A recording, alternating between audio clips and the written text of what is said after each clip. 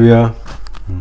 오늘 주님께서 주시는 말씀은 아가서 1장 9절에서 11절 신부의 단장은 어떻게 시작되는가 라는 주제로 함께 살펴보겠습니다. 아가서 1장 9절에서 11절. 제가 말씀을 한번 읽겠습니다. 내 사랑아, 내가 너를 바로의 병거에 준마에 비하였구나.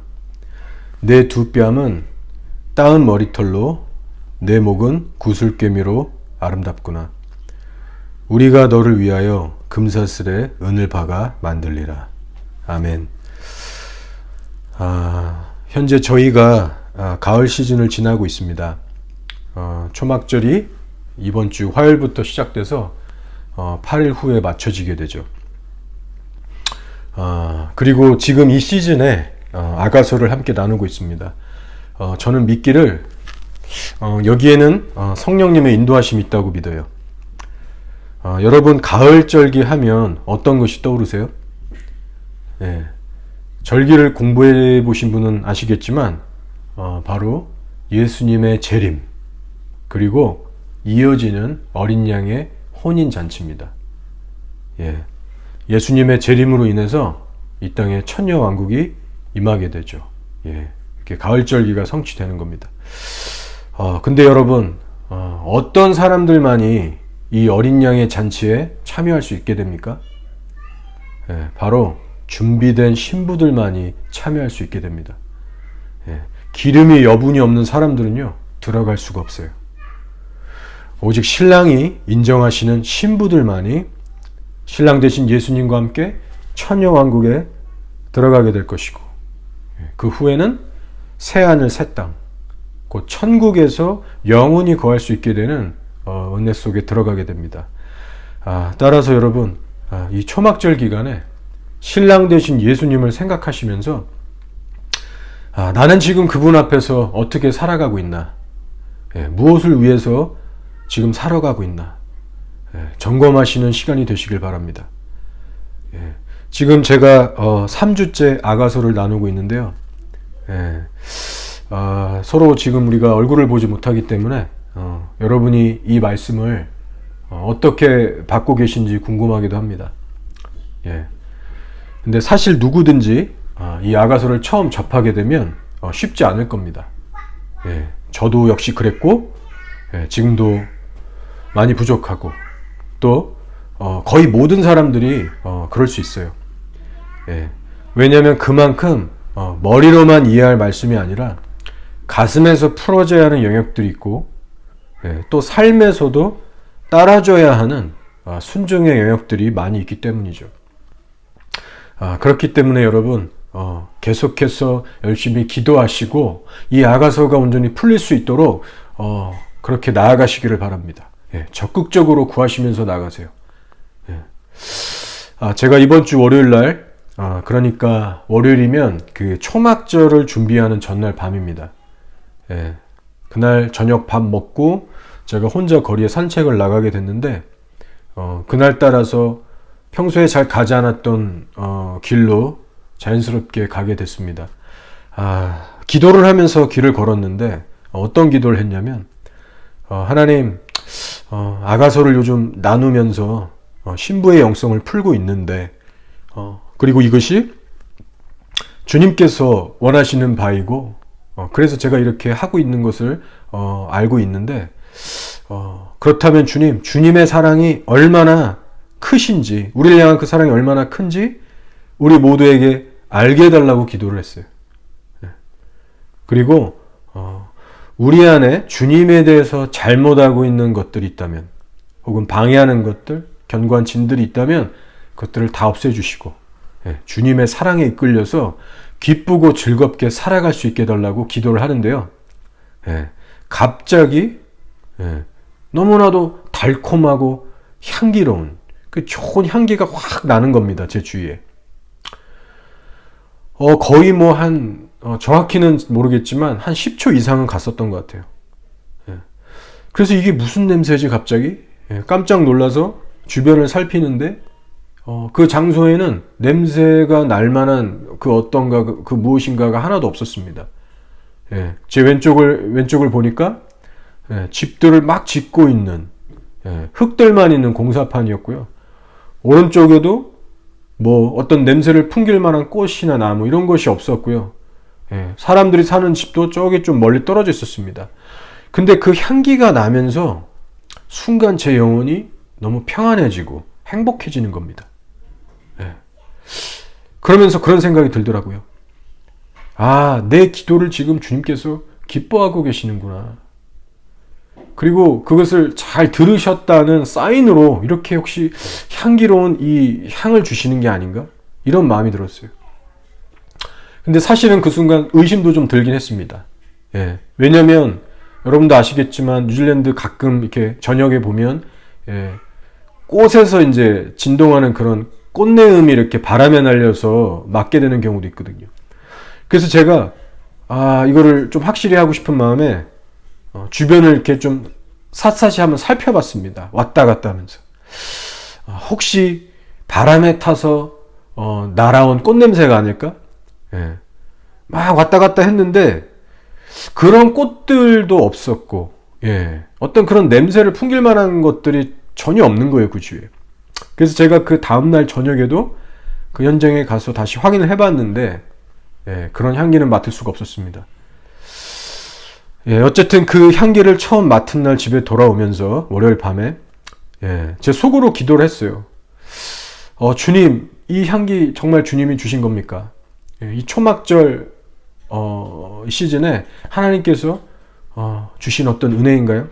예, 확신을 달라고 기도를 했는데 사실 제 마음속에는 이미 믿음이 있었고 예, 기쁨과 감동이 있었습니다. 그리고는 다음날 아침이 됐어요. 예, 애들하고 아내하고 다 같이 아침밥을 먹는 자리였는데 예, 그 어젯밤의 그 향기 사건에 대해서 아내에게 잠깐 제가 나누는 중이었습니다. 예, 여보 어제 내가 거리를 걸으면서 이런저런 기도를 하는데 갑자기 향기가 진하게 났다. 예, 제가 이렇게까지 딱 여기까지 얘기를 딱 하는 도중이었는데요.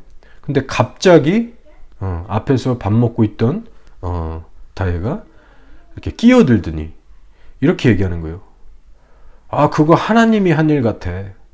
이런 말을 하는 겁니다. 한 번도 이 4살짜리 애가 어른들 대화에 그것도 신앙의 대화에 끼어들어서 이런 식의 얘기를 한 적이 없습니다. 근데 갑자기 끼어들더니 그거 하나님이 한 것 같아. 자신감 있게 얘기를 하는데 그 순간 제 안에 이 주님께서 이 아이의 입술을 통해서 주시는 컨펌이 아닌가 이런 생각이 들면서 확신도 들고 은혜가 되더라고요. 아무튼 여러분 이 사건과 상관없이 제가 요즘 성령님 안에서 확신하는 것이 있습니다. 그것은 여러분과 함께 이 아가서의 말씀을 나누는 것에 대해서 하나님께서 기뻐하신다는 거예요. 실제로 제가 이 말씀을 묵상하고 준비할 때마다 성령님이 지금 기뻐하고 함께 하시네. 제 영이 성령 안에서 기쁨을 느끼고요. 또 말씀들을 묵상할 때 깊게 깨닫게 하시고 확신 주시고 이끌어 가시는 은혜들을 경험하고 있어요. 그것이 맞다고. 사실은 제가 예전에 한번 예전에도 우리 교회에서 이 아가서를 한번 다뤄야 할까? 제가 좀 고민을 한 적이 있었는데 그때는 주님 보시기에 적절한 시기가 아니었나 봐요. 그래서 하지 않게 됐는데 지금은 주님의 때가 돼서 그런지 이렇게 풀어주고 계신 겁니다. 그래서 앞으로 성령님이 인도하시는 대로 아가서를 계속 다룰 예정인데요. 뭐 챕터 몇 가지 언제까지 지속될지는 저도 모르겠습니다. 뭐 계속 해나갈 수도 있고 뭐 여기까지라고 하시면 언제든지 멈출 수 있어요. 자, 그리고 또 한 가지는 이 아가서의 말씀은 저도 묵상을 계속 해볼수록 느끼는 건데요. 영적으로 내용이 엄청 깊고 방대해요. 그래서 진도가 빨리빨리 나갈 수가 없습니다. 그래서 지난 2주 동안 나눈 말씀도 사실 되게 간추려서 그렇게 단순하게 한 건데도 양이 짧지가 않더라고요. 그래서 이렇게 아가서의 한 말씀 한 말씀에는요 나눌 것들이 차고 넘친다는 거죠. 예. 아무튼 여러분 이 시간 꼭 기억하셔야 될 것은 아가서를 통해서 여러분에게 말씀하시고자 하는 바가 분명히 있다는 것입니다. 예. 그래서 이 사실을 꼭 믿으시면서 간절한 마음과 열정으로 하나님의 그 뜻을 구하시고 사모하실 때 성령 하나님의 새로운 인도를 여러분도 경험하시게 될 줄 믿습니다. 제가 2017년도에 개척을 해서 지금 한 4년이 좀 넘었는데요. 여러분들이 저희 교회에 오신 지가 아마 한 2년에서 한 3년 정도씩은 되시는 것 같아요. 예, 성도님들마다 조금씩 다르시겠지만.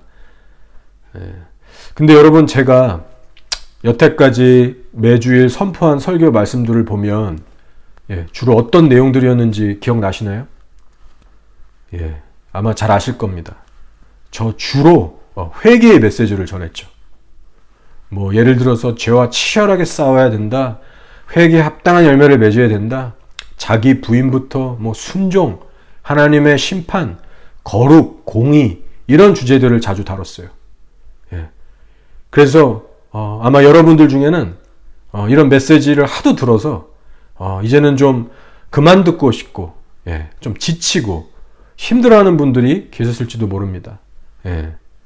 저 목사는 맨날 저런 얘기만 하냐. 마음이 좀 눌리고 부담스러웠을지 몰라요.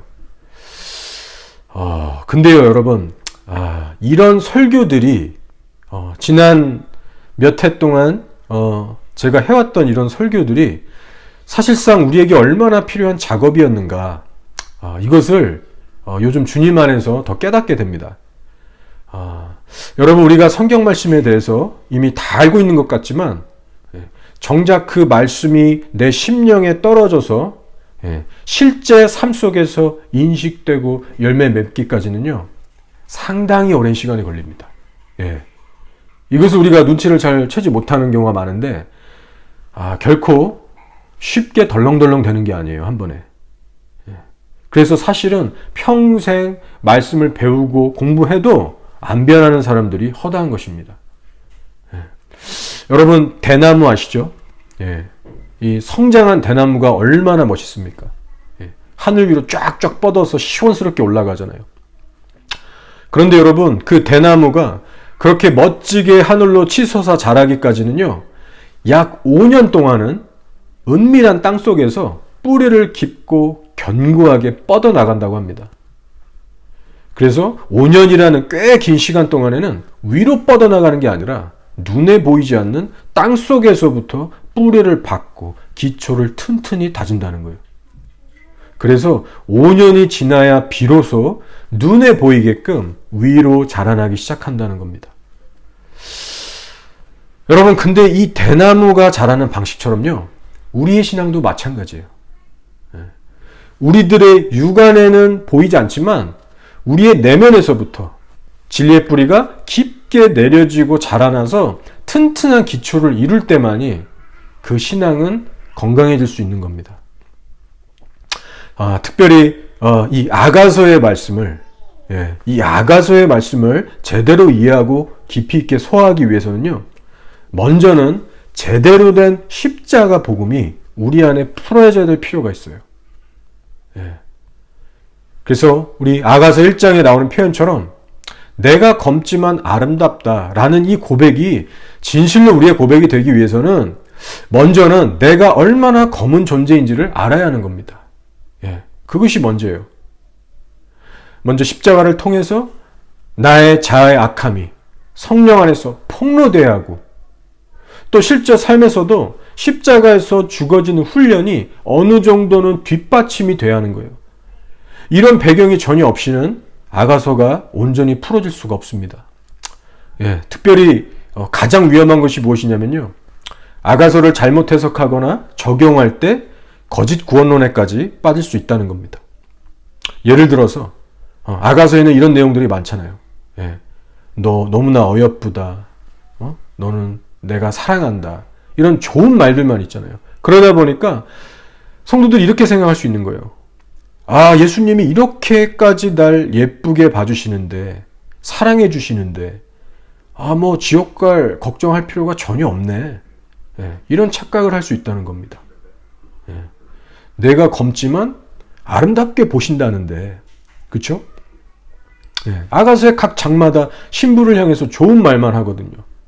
그래서 읽는 성도의 신앙이 미숙하면 좀 혼란스럽고 착각할 수 있게 됩니다. 아, 그래? 그러면 나 좀 죄 짓고 맘대로 살아도 괜찮겠네. 이렇게 사랑하시는데 천국 무조건 가겠네. 이런 위험성을 갖게 될 수가 있다는 거예요. 그래서 여러분 중요한 것이 뭐냐면요. 말씀 66권 전체, 성경 전체에 대해서 자세하고 밸런스 있게 아시는 것이 중요합니다. 예. 여러분 아가서만 본 사람은 정말 착각할 수 있는 거예요. 예. 아가서에 어디 신부야 너가 방종하면서 살면 너 그러다가 지옥 간다. 정신 차려라. 지옥에는 구더기도 안 죽어. 사람들마다 불로 치듯이 탈 거야. 너는 그래서 육신을 죽이고 살아야 돼. 여러분 이런 직설적이고 강한 어조의 경고성 말투는요. 아가서에 안 나옵니다. 예. 그러나 예를 들어서 다른 성경, 예를 들어 로마서에서는 뭐라고 얘기해요? 영으로 육을 죽이며 살아라. 그래야 살 것이다. 사도 바울의 말씀이죠. 예. 그러니까 아가서랑 느낌이 확 다르죠. 예. 골로새서는 어떨까요? 너희는 땅의 것, 곧 탐심과 정욕을 죽이며 살아라. 이것들로 말미암아 하나님의 진노가 임하느니라 했어요. 역시 약하지 않습니다. 예. 계시록은 어때요? 예수님께서 직접 교회들에게 경고하셨죠. 첫사랑을 잃은 거 반드시 회개해야지. 안 그러면 촛대로 옮겨버리겠다. 너희의 미지근해진 신앙을 회복해라. 너희 행위가 지금 하나님 아버지 앞에서 온전하지가 않고 그래서 생명책에서 파여질 위기에 처해 있는 거 아니? 내가 보니까 너희 교회에 지금 다 변질돼서 흰옷 입은 자들이 몇 명 없어. 내가 사랑하는 자들을 책망하고 간섭하니 너희는 내 말을 듣고 회개하라고 하셨죠. 아니면 내가 가서 심판할 거야. 그래서 여러분 이렇게 아가서를 제외한 나머지 성경을 보면요. 모두가 똑같은 동등한 진리지만 느껴지는 하나님의 감성이 다릅니다. 예. 그래서 예를 들면 로마서에서는 진리의 팩트에 대해서 사실에 대해서 막 법정 용어들을 사용하면서까지 강력하게 선포하고 있지만 반대로 성도를 향한 하나님의 사랑의 감성에 대한 계시는 부족합니다. 예. 물론 로마서도 하나님의 사랑과 은혜를 다뤄요. 복음의 은혜가 분명히 있습니다. 감동이 있어요. 그러나 제가 말씀드리고자 하는 것은 아가서에 드러나는 하나님의 감성에 비교할 때 로마서는 너무 약하다는 겁니다. 게임이 되지 않는다는 거예요. 예. 그렇다고 어느 성경 하나가 특출나게 더 우월하다 이런 건 절대 아닙니다. 예. 자, 그러나 반대로 아가서는 어때요? 성도를 향한 하나님의 사랑의 감성이 아주 진하게 강조되고 있는 반면에 죄에 대한 하나님의 분노와 심판이라든가 혹은 엄중한 경고 이런 내용들은 전혀 다뤄지지가 않고 있다는 겁니다. 예. 그래서 여러분 성경을 볼 때 중요한 것은요. 성경 전체에 대한 총체적인 이해와 밸런스이죠. 예. 균형이 필요한 거예요. 예. 그 균형을 잃어버려서 어떤 한 부분에만 치우쳐서 그 렌즈로만 다 성경을 전체를 해석하려고 할 때 심각한 문제가 발생하게 됩니다. 자, 어쨌든 여러분 이런 의미에서 지금 이 시즌에 아가서가 저희 교회에게 풀어진다는 것은요. 중요한 의미가 있는 겁니다. 예. 그것은 바로 신부를 향한 신랑의 사랑이 얼마나 애틋하고 깊은가. 그 하나님의 섬세하고 뜨거운 사랑의 감성에 대해서 우리들이, 저와 여러분이 깊게 알아가고 반응하기를 원하신다는 거예요. 예. 그래서 이제는 어떤 감성이 빠진 채 단순한 어떤 성경 지식으로만 신앙생활을 할 게 아니라 우리의 마음에서부터 하나님의 사랑에 반응할 수 있는 그런 친밀한 관계를 사모하고 들어가야 할 때라는 거예요. 예, 그래서 결국은 그 하나님의 사랑으로 인해서 우리가 더욱더 깊게 변화되어지고 예수님께 우리의 모든 것을 내어드리면서 함께 더 깊이 동행할 수 있는 성숙한 신부의 그 여정으로 우리를 이끌고자 하시는 겁니다. 이것이 제가 기도하면서 말씀을 준비하면서 받는 그런 마음이에요. 자, 그래서 지금까지 이 아가서를 이해하는 데 있어서 이것저것 필요한 부분들을 나눴습니다. 너무 중요하기 때문에. 자, 여러분, 성경의 맨 처음이 어떤 책이죠? 네, 창세기죠. 자, 창세기 1장을 보시면 하나님의 영, 곧 성령께서 수면 위에서 운행하시면서 창조하시는 모습이 나옵니다. 자, 그렇다면 여러분, 혹시 성경의 맨 끝인 요한계시록의, 그것도 요한계시록에서 맨 뒷부분에는 어떤 말씀이 기록되어 있는지 아세요? 자, 제가 나누고자 하는 말씀은 바로 계시록 22장 17절의 말씀인데 읽어드릴게요. 성령과 신부가 말씀하시기를 오라 하시는도다. 여러분, 계시록의 마지막은요, 무엇을 다루고 있냐면 장차 미래에 임하게 될 새하늘 새 땅에 대해서 이야기하는데요. 그러면서 계시록 22장 17절 거의 마지막 부분에 가서 성령과 신부가 말씀하시기를 오라 하시는도다. 이런 말씀이 나온다는 거죠. 그래서 정리하면 무슨 뜻이냐? 바로 창조의 시작은, 창세기에서 나오는 그 창조의 시작은 성령 하나님 혼자서 시작하셨지만 하나님 나라의 완성을 다루는 계시록의 끝에서는요, 성령님 외에 신부라는 존재도 함께 언급된다는 겁니다. 여러분, 이것은요, 하나님께서 왜 이 우주 만물을 창조하셨는가? 그 창조의 궁극적인 목적이 무엇이냐에 대해서 답을 주고 있습니다. 그것은 예수님의 정결한 신부들을 얻고자 합니다라는 메시지를 주고 계신 거예요. 즉, 신부를 얻기 위해서 천지 창조가 이루어진 것이고, 신부가 없이는 하나님 나라의 완성이 결코 이루어지지 않는다는 놀라운 진리를 말씀하고 있습니다. 그래서 여러분, 사실 아가서 같은 이런 아가서만 로맨틱한 말씀이 아니고요, 성경 전체가 사실은 신부에 대한 열렬한 하나님의 사랑책이고 거룩한 로맨스입니다. 자, 그리고 한 가지 더 놀라운 것이 있는데요. 이 신부라는 단어가, 그죠? 이 신부라는 단어가 히브리어로 칼라라고 하는데, 이 단어는 카라라고 하는 동사에서 파생된 단어예요. 근데 이 단어의 의미가 뭐냐면요, 완성되다, 끝이 오다, 마치다, 성취하다라는 의미가 있어요. 그러니까 신부라는 단어의 의미는 뭐냐면 완성이고 성취라는 의미가 있습니다. 참 신기한 거예요. 그래서 이 신랑 되신 예수님께서 이 창조 세계로부터 궁극적으로 얻기를 원하시고 완성하고 보기를 원하시는 것은 다른 것이 아니라 바로 신랑을 맞이할 준비를 갖춘 신부들이라는 것입니다. 그러므로 여러분, 저 여러분도 이 준비된 신부에 들어갈 수 있도록, 이 준비된 신부의 대열에 들어갈 수 있도록 하루하루 깨어서 신랑을 맞이할 준비를 하면서 살아가는 것이 너무나도 중요하다는 얘기입니다. 자, 여러분, 이제 그럼 본론으로 들어가서 우리가 이제 신부로서 신랑을 맞이할 준비를 하고 살아야 할 텐데, 그 준비를 어떻게 할 수 있을까요? 여러분, 요즘 신부 단장을 어떻게 하고 계십니까? 잘 되고 계세요? 오늘 우리가 함께 읽은 말씀을 통해서 도대체 신부 단장은 어떻게 우리가 할 수 있는가? 신랑 되신 예수님께서 과연 신부의 어떤 모습을 보시고, 너는 준비가 됐구나, 너는 아름다운 신부구나, 이렇게 칭찬을 해 주실지, 그 부분에 대해서 한번 알아보기 원합니다. 자, 우리가 신랑이 원하시는 기준을 깨닫는 것은 너무나도 중요합니다. 왜냐? 간단하죠. 바로 그 기준을 알고 있어야만 준비할 수 있기 때문에.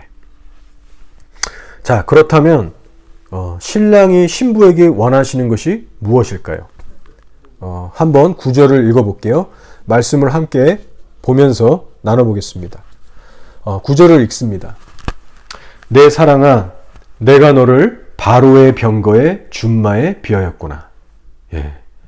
내 사랑아, 내가 너를 바로의 병거의 준마에 비하였구나. 여러분, 지금 신랑이 신부를 어떤 동물로 비유하냐면요, 준마에 비유합니다. 예. 이때 당시 이집트의 왕이 탈 만한 말은요, 엄청나게 훈련이 잘 된 말입니다. 예. 이 바로의 병거의 준마라고 할 때 이 바로는 이집트의 왕이죠. 그렇죠? 여러분 다 아시죠? 예. 바로가 아무 말이나 타지 않았습니다. 예. 그때 당시 이집트의 준마면요, 모든 사람들이 인정해주는 최고의 훈련된 말이었어요. 예.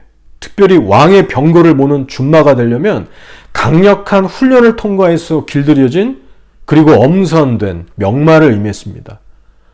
따라서 여러분, 중요한 것이 뭐예요? 훈련을 거치지 않으면 아무리 좋은 자질을 갖고 있을지라도 준마는 될 수 없다는 겁니다. 예. 여러분, 말도 고집 세고요, 혈기가 있어요. 예. 물 마시고 싶으면 마시러 달려가고, 배고프면 막 먹을 거 미친 듯이 찾아다니고, 자기가 가고 싶은 대로 달리고, 예. 처음부터 주님 말 잘 듣는 말은 없습니다. 그래서 말도 훈련을 통해서 자신의 의지와 감정을 다스리는 법을 배우게 되고요, 그렇게 훈련을 통해서 변화될 때만이 주인이 가라고 하면 가고 멈추라고 하면 멈추는 단계에 이르게 됩니다.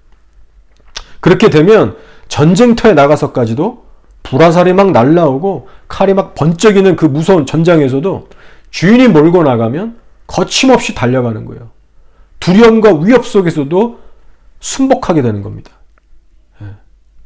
그렇기 때문에 여러분, 신랑 되신 예수님께서 지금 신부를 보시면서 너는 꼭 훈련을 잘 받은 바로의 준마 같구나 라고 말씀하실 때 그 숨은 의미가 뭔지 이해가 가시죠? 예, 한마디로 신랑이 인정하는 신부의 조건이 무엇이냐? 그것은 더 이상 자기의 본성대로 살지 않고 성령님의 말씀을 따라서 철저하게 자기를 내려놓는 사람입니다. 여러분, 이것이 신부 단장의 시작이에요. 자, 10절을 보시면 더 정확한 표현이 나오는데 한번 읽어보겠습니다. 내 두 뺨은 따은 머리털로 내 목은 구슬개미로 아름답구나. 네. 자, 여기서 신랑이 신부의 두 뺨과 목에 대해서 너무 아름답다고 칭찬을 하고 있죠. 예. 신부의 신체의 두 파트가 나옵니다. 뺨과 목. 자, 그렇다면 먼저 여기서 말하는 뺨은 무엇을 의미할까요? 예. 뺨은 바로 사람의 감정을 의미합니다. 사람의 감정. 예. 우리가 실제로도 어떤 수치감이나 창피함을 당하면 얼굴 색깔이 붉어지죠. 예. 그러면 주변 사람들이 알아봅니다. 예. 아, 저 사람 지금 속으로 창피하고 있구나. 그 감정이 얼굴로 이렇게 드러나죠. 혹은 화가 날 때도 뺨이 울그락불그락해지면서 속감정을 어느 정도 드러내게 되죠. 예. 그래서 성경적으로도 뺨은 사람의 감정 혹은 마음 상태를 보여주는 그런 의미의 단어입니다. 예. 자, 두 번째로 목은 어떤 의미를 갖고 있냐? 이 신부의 목이 아름답다고 했는데 이 목은 어떤 의미를 갖고 있느냐? 자, 이 목은요, 사람의 의지를 나타냅니다. 사람의 의지. 그래서 성경에도 보면 이집트의 바로왕의 목은 굳고 마음이 강팍했다고 설명하죠. 그래서 처음에 바로가 막 하나님을 대적하면서 순순히 이스라엘을 보내주지 않았습니다. 예, 마찬가지로 이스라엘 백성들도 하나님께 반역하고 불순종할 때 그들의 상태에 대해서 묘사하기를 그들의 목이 굳었다는 표현을 쓰죠. 예, 그래서 성경적으로 볼 때에 목은 사람의 의지를 나타내고 있습니다. 자, 그래서 여러분, 지금 9절과 10절의 내용이요, 서로 보완되고 연결이 되면서 한 메시지를 주고 있는 겁니다. 바로 예수님께 칭찬과 인정을 받는 사람은 어떤 사람이냐? 바로 자기의 인간적인 감정과 의지를 하나님의 말씀 앞에 순복시킬 줄 아는 사람이다. 이것을 말씀하고 있는 겁니다. 예. 자기의 감정과 의지를 주님 앞에 내려놓고 주님 뜻에 따를 수 있는 사람이에요. 그러한 성도가 바로 바로의 준마와 같고 두 뺨과 목이 아름다운 성도라고 설명하고 있습니다. 예, 아시겠죠? 참고로 10절에서 따은 머리털이라고 할 때는요, 이 머리털은 성도의 귀한 순종과 헌신의 마음 자세를 의미하고요. 예, 목을 감싸는 구슬깨미 역시 주님을 향한 부드럽고 아름다운 겸손의 마음 혹은 헌신을 의미합니다. 그래서 여러분, 신부의 단장이라는 것은 어떤 거창한 외적인 일을 함으로써 시작이 되는 것이 아닙니다. 예. 예를 들어서 우리가 주님의 어떤 사역을 거창하고 크게 한다거나 아니면 단순히 어떤 많은 선한 일과 봉사를 한다고 해서 저절로 주님이 인정하시는 신부가 되는 것이 절대로 아니라는 거예요. 예.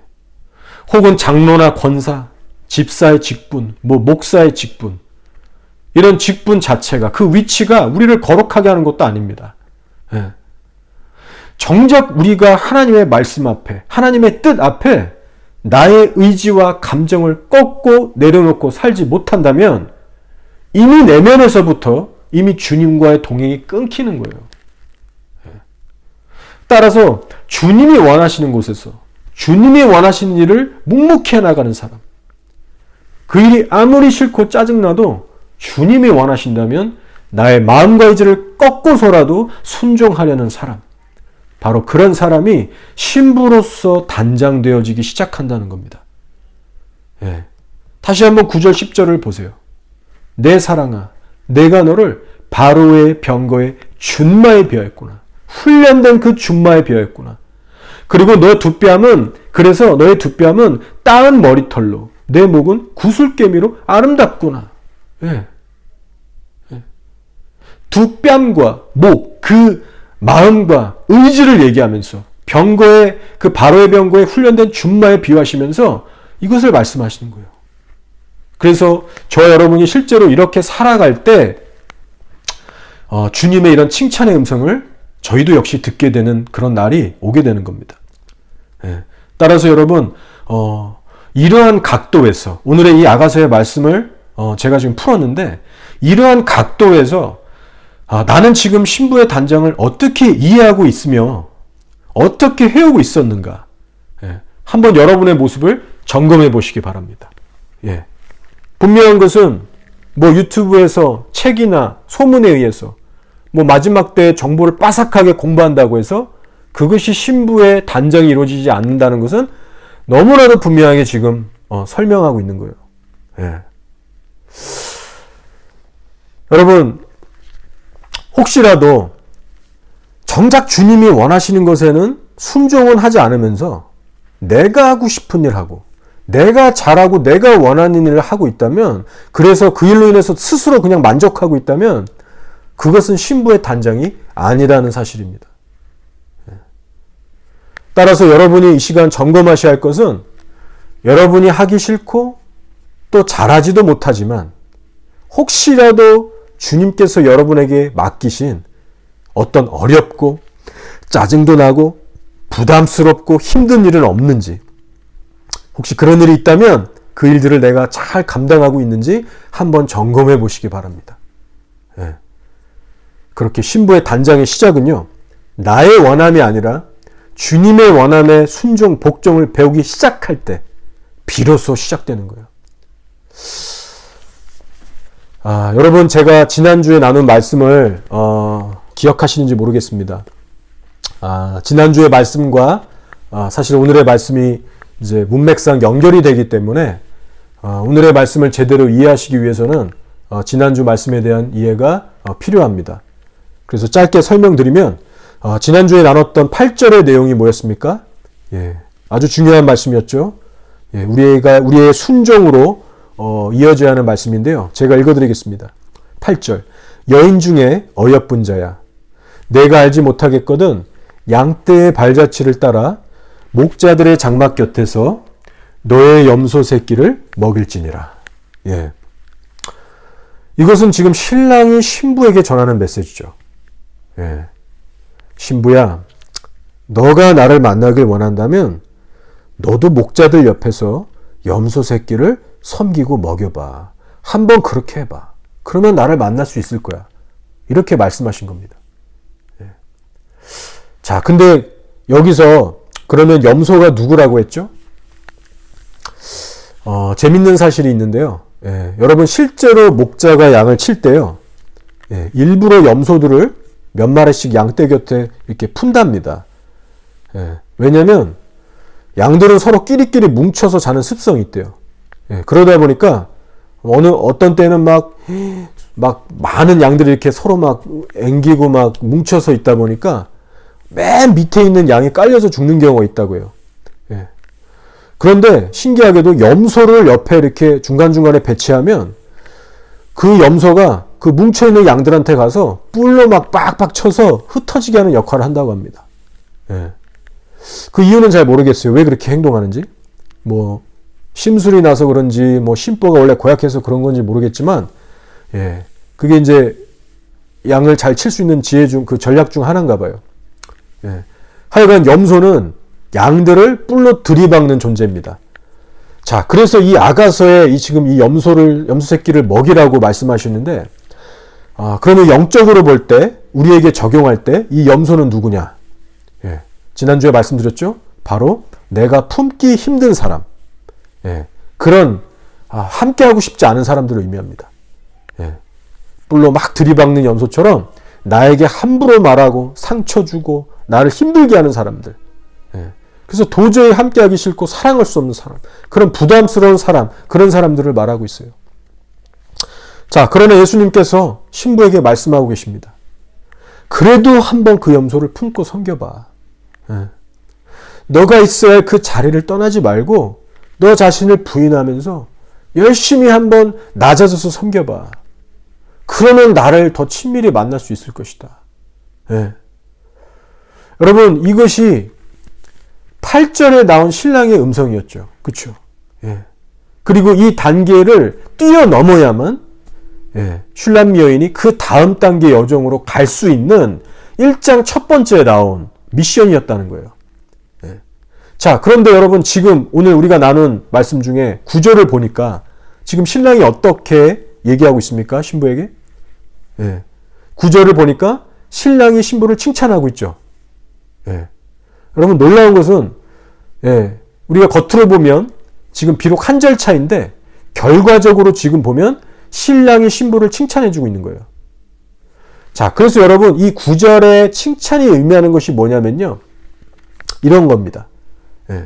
전에 8절에 나온 신랑의 말씀에 대해서, 그 염소 새끼를 먹으라고 명하셨던 그 말씀에 대해서 신부가 그 말씀을 듣고 잘 순복하면서 살아왔다는 것을 의미하고 있는 겁니다. 자, 그래서 지금 8절에서의 권고의 말씀, 순종할 거리를 주시고 9절에서 바로 칭찬이 나오는 이유가 바로 그거예요. 자, 물론 지금 8절과 9절의 그 간격이 얼만큼의 세월인지는 알 수가 없습니다. 그 세월이 신부가 그 염소를 품는 그 연단의 시간이 1년이었을지 5년이었을지 혹은 10년 그 이상일지 그것은 몰라요. 그러나 확실한 것이 무엇이냐면 신부가 자신의 마음과 의지를 다스리면서 그 배기 싫은 염소떼를 품고 먹이는 헌신과 순종이 있었다는 사실입니다. 그렇게 살아갔을 때 신랑은 그 신부의 모습을 보시면서 하나님의 정하신 때 다시 한번 짠 하고 신부에게 나타나셔서 칭찬을 해주고 있는 모습이 이제 9절부터 이어지는 거예요. 여러분도 잘 아시겠지만 박보영 목사님 같은 경우에는요, 하나님께서 그분의 멘토 그 여자 목사님에게 전도사님이었던 것 같은데, 목사님이 아니라 박 목사를 버려라. 내가 그를 훈련시키고자 하니까 그를 버려라. 그래서 실제로 그 말씀에 그 멘토분이 순종해서 박 목사님과의 관계를 냉정하게 멀리했다는 간증이 있죠. 실제로 그래서 박 목사님은 약 13년간 고생하시면서 주님의 음성을 전혀 못 들었다고 하셨습니다. 초창기에 회개하고 예수님 만났을 때는 별의별 기적들을 다 보게 하셨지만 훈련의 시즌에 딱 임하니까 하나님께서 결단하시고 임재를 감추셨어요. 그러면서 그 긴 기간 동안 14년 동안 박 목사님은 뭘 하셨습니까? 그 품기 힘든 정말 왕 중의 왕 염소 같은 아이들 용서하시고 사랑하시면서 정말 고생하셨죠. 아무리 잘해주고 기다려주고 믿어줘도 배신하고 도망가기를 반복했던 그 아이들을 끝까지 섬기면서 아마 셀 수 없을 만큼 자신의 감정과 의지를 정말 수도 없이 다스리셔야만 했을 겁니다. 결국 13년 후가 지나서 어떻게 됐어요? 감격적으로 정말 그 강대상에서 기도하고 있는데 주님께서 이름을 부르시면서 다시 만나주시면서 내 종아 내가 다 봤다. 그러면서 이런저런 장면들을 보여주시고 박 목사님은 정말 감동하시고 충격을 받으시고 그때 하나님의 온갖 위로의 말씀과 격려와 또 미래에 있게 될 그 귀한 일들에 대해서 알려주시면서 그리고 실제로 그 일이 현실로 일어났다고 간증하셨죠. 그러니 여러분 한번 반대로 생각해 보면요. 박 목사님께서 만약 그 안성에서의 그 고된 훈련을 피하고 도망갔다면 오늘날의 박 목사님은 아마 존재하지 않았을 겁니다. 그 염소 새끼를 품었던 그 고된 훈련, 그 자아 부인이 없었다면 오늘의 목사님은 없었을 거예요. 사랑하는 여러분, 우리도 마찬가지입니다.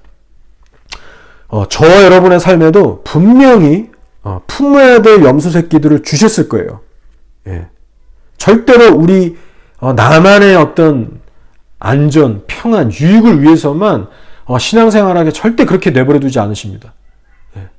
그래서 우리의 삶에도 분명히 품어야 될 염소 새끼들 주셨을 텐데 그렇다면 그 일을 하지 않고서는 다음 단계로 나아갈 수가 없다는 거예요.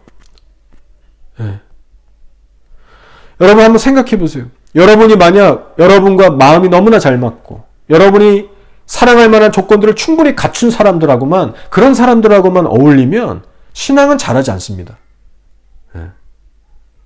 품으라고 붙여주는 사람들은 몰라보면서 무관심하면서 나 혼자서만 교회 왔다 갔다 하면서 친한 사람들하고만 교제하고 성경 지식 쌓고 적당히 기도하고 봉사할 때 주님과 친밀해질 수가 없어요. 여러분 만약에 친밀할 수 있다고 그래도 말씀하신다면 저에게 그 방법 좀 알려주세요. 그럴 수가 없습니다, 여러분.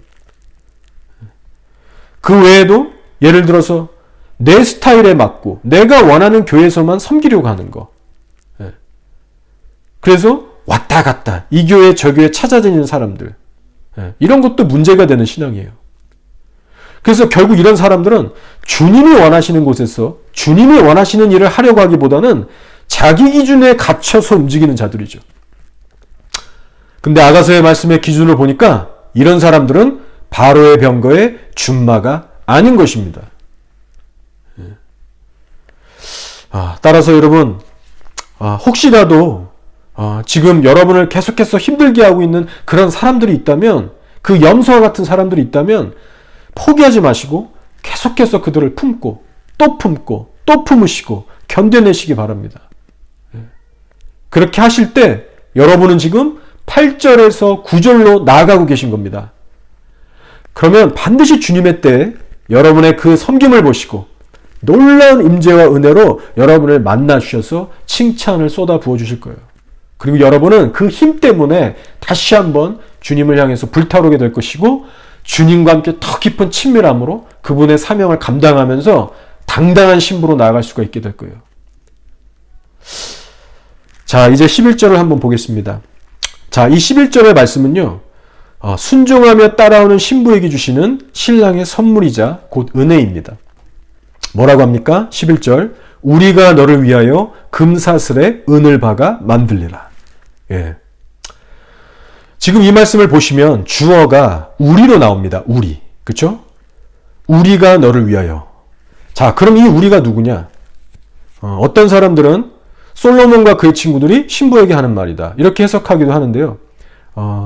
우리에게 적용할 때는, 그러니까 나에게 적용할 때는요, 하나님의 음성으로 그냥 보시면 됩니다.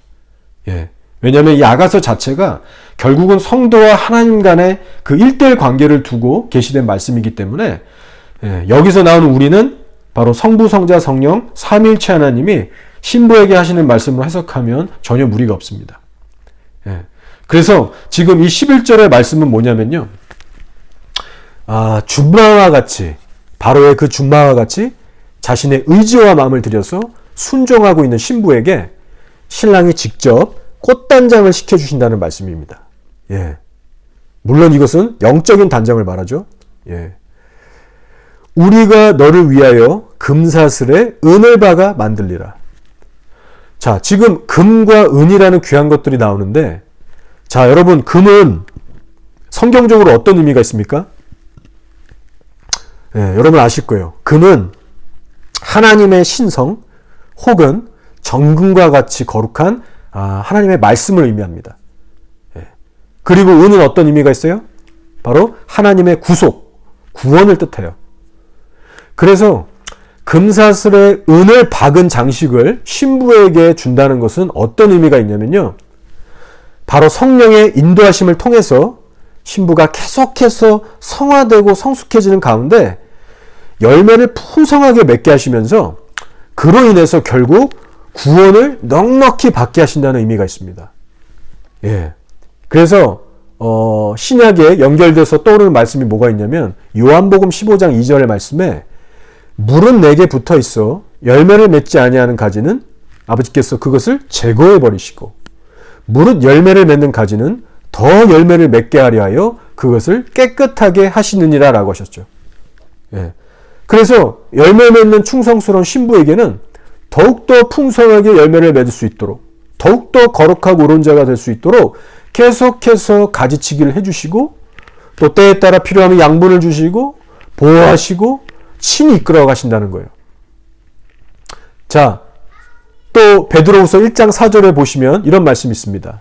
잘 들어보세요. 이로써 그 보배롭고 지극히 큰 약속을 우리에게 주사 이 약속으로 말미암아 너희가 정욕 때문에 세상에서 썩어질 것을 피하여 신성한 성품에 참여하는 자가 되게 하려 하셨느니라. 아멘. 네, 지금 여러분 이 아가서 1장 11절의 사역이요. 이 베드로후서 1장 4절의 말씀 속에 담겨져 있는 겁니다. 네. 신부로 하여금 이 썩어질 세상과 부패한 자에서 끄집어내시고 구원하시는 것이 은혜 구속이라고 보면 그 후에는 뭐가 따라오느냐? 그 신랑 되신 예수를 마음과 뜻과 의지를 다해서 섬기려고 하는 그 성도에게는 거룩한 주님의 성품을 따라서 계속해서 변화되고 살아갈 수 있도록 마치 점군과 같이 연단하시고 빚어가시는 금의 사역으로 이끄신다는 겁니다. 자, 이것이 바로 은을 금사슬에 박히게 하셔서 신부를 아름답고 거룩하게 단장시키시는 하나님의 은혜인 것입니다. 자, 근데 여러분 이런 은혜를 누가 누리게 된다고요? 예, 슐람 여인처럼 자신의 의지와 마음을 내려놓는 자, 예, 주의 뜻대로 살아가고자 하는 자에게 임한다는 것입니다. 예, 그렇지 않고 내 의지, 내 마음, 내 멋대로 사는 사람, 교회만 왔다 갔다 하는 사람, 그런 사람들에게는 이런 은혜가 주어지는 것이 너무나 어렵겠죠. 그래서 여러분 이런 하나님의 동일한 은혜가 저와 여러분에게도 강력하게 임할 수 있도록 먼저는 슐람 여인처럼 순종, 복종을 배워나가는 그런 준마의 자세를 우리가 배우기 원합니다. 자, 이제 결론을 맺고 말씀을 마치겠습니다. 여러분, 기본적으로 신부는요, 신랑의 음성과 임재에 대해서 깊은 갈망의 마음이 있어야 됩니다. 예. 자, 오늘의 말씀을 살펴봤듯이 슐람 여인의 삶이 현재 신랑을 기쁘시게 하고 칭찬을 받기까지는 먼저 무엇이 있었느냐? 바로 신랑의 음성에 대한 청종함이 있었다는 것이고 또 들을 뿐만 아니라 순종으로까지 이어졌다는 거예요. 그리고 그렇게까지 순종했던 동기가 무엇이냐? 바로 신랑을 향한 뜨거운 사랑과 간절함이 있었기 때문입니다. 그렇게 했을 때 비로소 신랑의 임재가 다시 찾아왔던 것이고 그분의 칭찬이 임한 것이고 그로 인해서 신부는 다음 단계의 여정으로 힘차게 나아갈 수가 있었던 거예요. 사랑하는 여러분, 지금 때가 마지막 때인지라 지구촌 여기저기 교회들에서 예수님 곧 오신다, 그분의 오실 길을 예비해라, 휴가가 곧 임박했으니 우리 들려야 된다, 이런 말들이 막 울려 퍼지고 있습니다. 예. 더 나아가서 뭐 환란 전에 휴거 있다, 후에 있다, 없다, 있다, 이런 논쟁들도 있고요. 자, 그런데 여러분, 우리가 정말 예수님의 오실 길을 예비하기 위해서 우리가 도대체 뭘 어떻게 준비할 것인지, 어떻게 신부의 단장이 되어지는지, 이것에 대해서 이제는 우리가 정확하게 알아야 합니다. 예. 여러분, 그 시작은 다른 게 아니에요. 신부의 단장의 시작은요, 바로 나의 마음과 의지부터 주님께 내어드리고, 내가 원하는 것이 아니라 주님께서 명하시는 것을 순종하는 일입니다. 예. 그저 믿습니다 하면서 교회만 왔다 갔다 할 것이 아니에요. 나를 힘들게 하고 억울하게 하는 사람들을 품는 일부터 시작해서 그 외의 삶의 모든 면에서 나의 원함과 뜻을 내려놓고 주의 뜻에 순종하는 삶입니다. 여러분 기억하세요. 이런 훈련과 순종이 없이는 신부의 담 여정으로 결코 나갈 수가 없고요. 그렇게 되면 주님과의 친밀함에도 반드시 한계가 온다는 것을 꼭 기억하시기 바랍니다. 예. 여러분이 현재 신앙생활 해오시면서 내가 여태까지 해왔던 패턴대로 하니까 더 이상 주님의 임재가 느껴지지 않고 뭔가 신앙적으로 퍽퍽하고 황폐해지고 메말라가는 것을 느끼고 있다면요, 반드시 여러분이 현재의 신앙의 어떤 그런 패턴에서 탈출하셔야 되는 뭔가가 있다는 사인이에요. 내가 여태까지 기도했던 양만큼, 내가 여태까지 섬겼던 것만큼, 내가 여태까지 말씀 듣고 큐티했던 것처럼 그렇게만 했을 때 안 되는 것이 있다는 겁니다. 예. 여러분 혹시 여러분이 품어야 될 염소 새끼들이 주변에 있다면 반드시 그 대상들을 섬기시길 바라고, 특별히 모든 생활 면에 있어서 여러분이 내려놓고 있지 못하기 때문에 여러분의 자신의 그 마음과 의지를 하나님께 온전히 내려놓고 있지 못하기 때문에 오는 영적인 기근과 가뭄은 없는지 한번 꼭 생각해 보시기 바랍니다. 사랑하는 여러분, 이제 제 설교는 이렇게 끝나지만 함께 나눈 이 아가서의 말씀을 가지고 이제는 여러분 각자가 주님 앞에서 깊게 묵상해 보시면서 이 시즌에 아가서를 통해서 우리들에게 꼭 들려주시고자 하는 그 주님의 세밀한 음성과 구체적인 인도하심에 대해서 이제 머리가 아닌 여러분의 가슴으로 들으시고 반응하시는 귀한 한 분 한 분이 되시기를 주의 이름으로 축원합니다. 아멘. 자, 이 시간 이제 기도하겠습니다. 성령께서 여러분에게 개인적으로 주시는 기도 제목들이 있다면, 오늘의 말씀을 통해서 깨닫게 하시고 도전하시는 말씀들이 기도가 있다면, 제목들이 있다면 여러분 그거 붙들고 기도하시고, 특별히 여러분 합심해서 또 기도하시길 원하는 것은 우리 교회 공동체가 이 아가서를 통해서 정말 함께, 모두가 함께 신부의 영성으로 변화되고 성숙해질 수 있도록 기도해 주시고요. 그리고 현재 교회에 빠지고 있는 우리 방황하고 있는 우리 청년 아시죠? 그 형제를 위해서도 기도해 주시고, 또 더 나아가서 우리 고통받고 있는 아프가니스탄 성도들, 그리고 터키 우리 이 선교사님 가정, 그리고 이스라엘과 또 뉴질랜드 열방을 품고 우리 성령 안에서 다 함께 기도하겠습니다.